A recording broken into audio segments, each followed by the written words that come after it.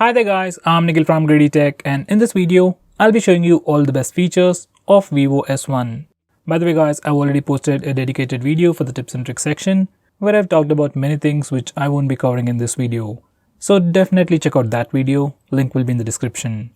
Now with that said, the first best thing about this phone is definitely that flash in-display fingerprint scanner. Unlike other Vivo phones or unlike most of the phones, this phone has an in-display fingerprint scanner and it is super fast. Here's a quick preview. It is as fast as the OnePlus 7 Pro, OnePlus 7T and other flagships out there. So it's that fast and also pretty reliable. Now the next best thing about this phone is its display. This phone has a 6.38-inch Super AMOLED display with Full HD Plus resolution with 19.5:9 aspect ratio. Now it's an AMOLED display, viewing angles are great, sunlight legibility is good, and blacks are truly blacks. So there isn't much to talk about it. It's just the best out there. Next, it also packs in pretty decent performance. This phone sports a MediaTek Helio P65 processor with Mali G52 MP2 GPU. These are the Antutu and Geekbench scores. Now this processor is not as powerful as other phones in this price segment, but for a Vivo phone, it is pretty decent and it is pretty good enough for gaming as well. Next, this phone also has dual engine fast charging. This phone already has a pretty large 4500 mAh battery and also supports fast charging up to 18 watts. It's regular fast charging, but still Vivo likes to call it the dual engine fast charging. Next, we also have a super fast face unlock feature. Now for some reason, if you don't want to use that fingerprint scanner and you want that fancy face unlock feature, this phone has it, and just like all of the Vivo phones, it is super fast. It works pretty well in good lighting conditions. Even in low lighting conditions and in complete darkness it works, but it is slightly slower. Next, this phone also has some pretty impressive cameras.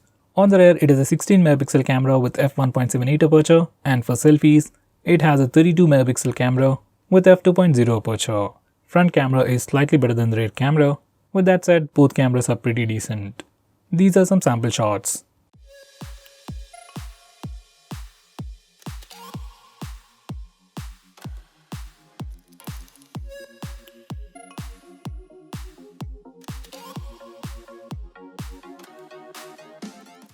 Next, you also get a wide-angle camera on this phone.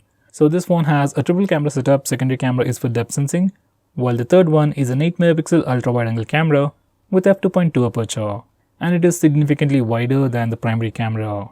These are some sample shots.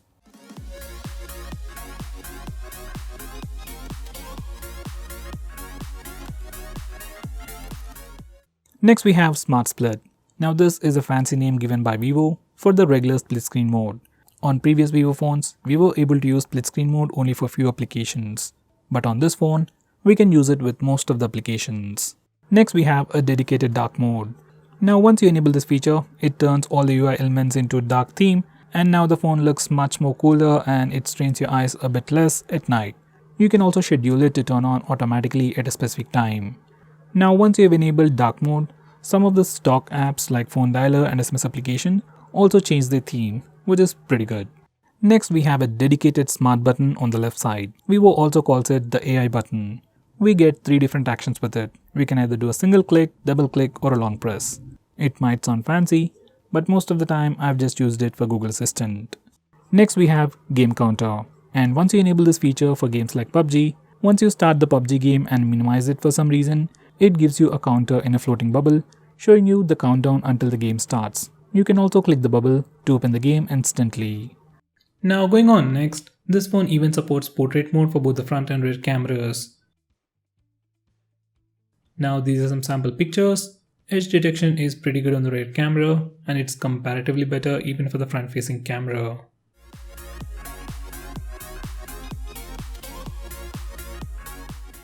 Next, this phone even offers electronic image stabilization while recording video. Right now, stabilization isn't all that great, but with a future update, it might improve. Next, this phone even offers slow motion video recording. And here's the sample footage. Next, we have AR stickers. Now using this feature, we can simply add stickers to our face. There are a lot of them, and you can simply spice up your selfie game with all these stickers. Next, we have a pretty unique feature called short pre-focus. Now, unlike other phones which simply take a portrait shot, on this phone, you can actually select a focus point and change the amount of blur effect you want before taking a picture, and even after taking a picture, open the picture in the default gallery application. Once again, from here you can change the focus point and the amount of background blur effect you want. Now going on next, we have navigation gestures.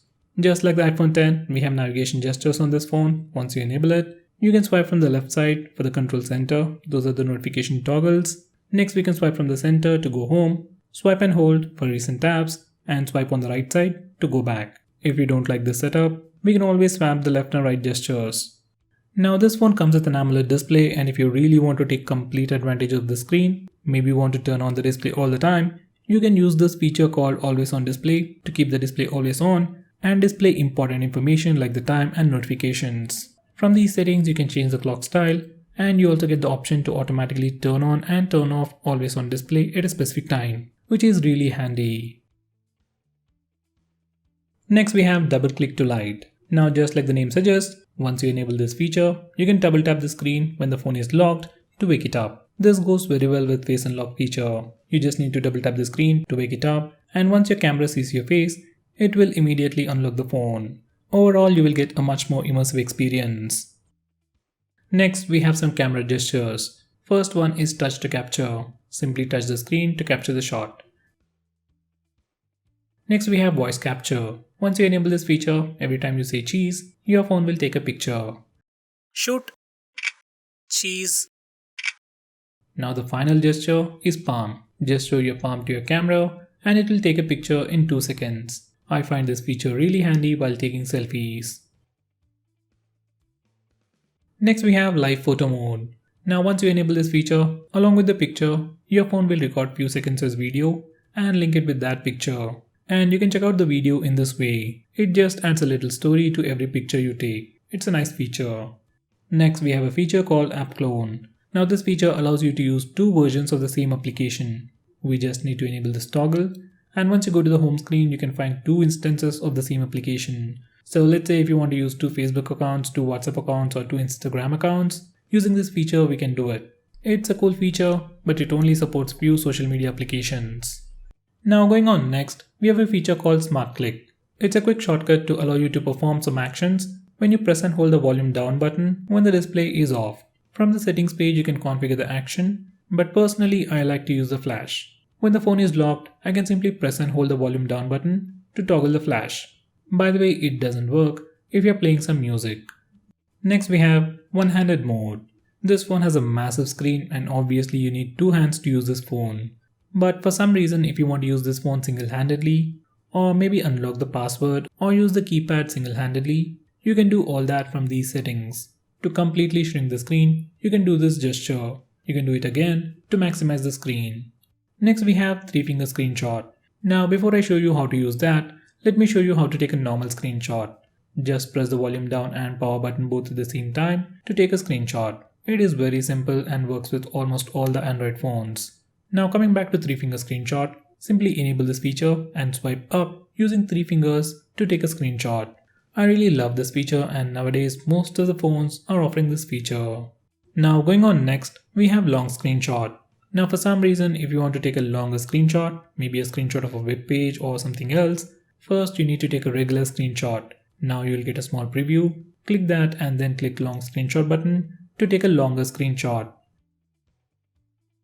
Next we have air unlock. Now once you enable this feature, you can simply wave your palm over the proximity sensor of your phone to unlock the phone. It only works if you don't have any password set to your phone. Personally, I would recommend you not to use this feature and always have a password and fingerprint enabled. Anyway, going on next, we have a gesture like double tap to sleep.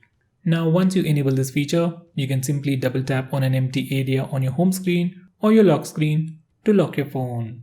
This is kind of a unique feature and I wish we could do it even on the status bar. Next we have raise to wake gesture.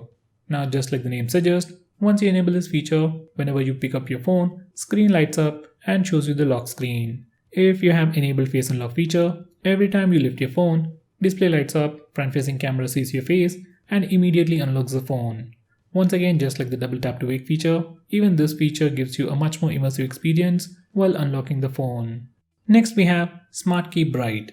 Once you enable this feature, your phone will use the front-facing camera to see if you are using this phone, and if you are using this phone, it will keep the screen on.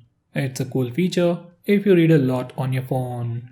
Next, we have a lot of smart call features, which I would recommend you to check them out yourself. You can put your phone near your ear to lift the call, hold it in the hand to turn on the speaker mode, swipe over the proximity sensor to lift the call, and do some other stuff.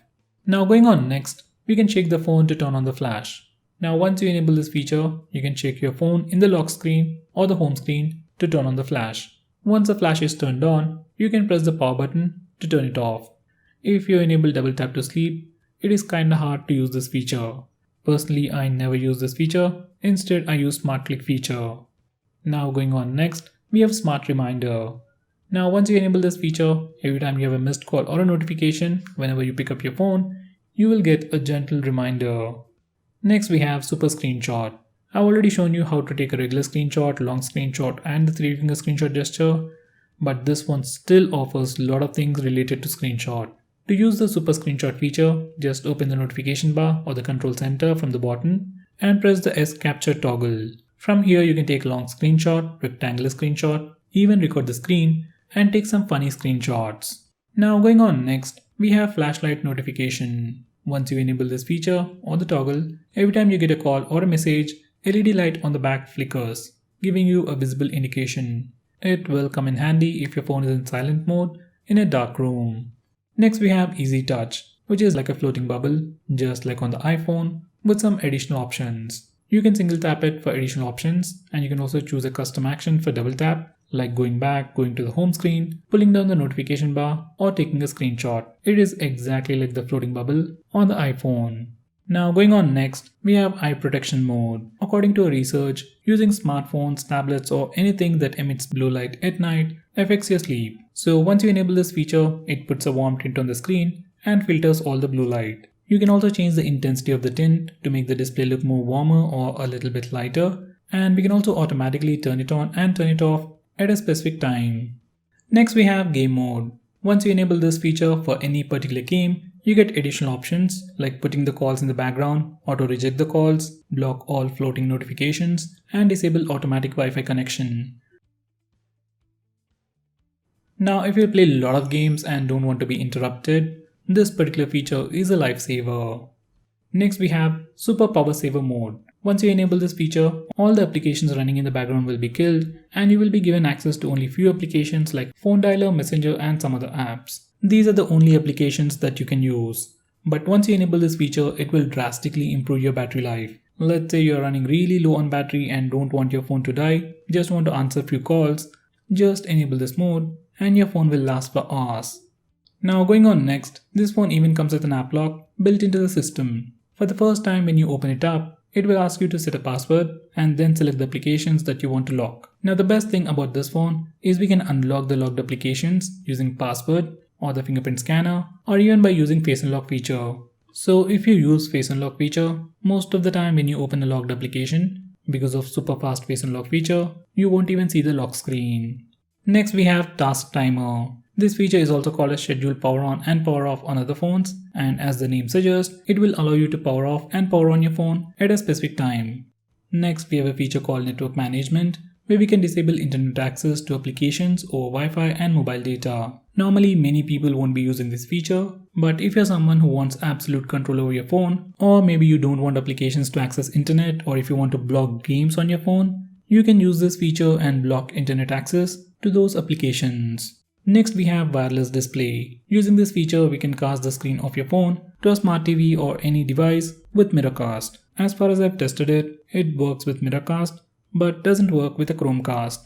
Next we have floating video player. Now this is a stock video player that comes pre-installed on this phone, and once you play a video in this application, it gives you the option to play the video in a floating window. And this is how it looks like.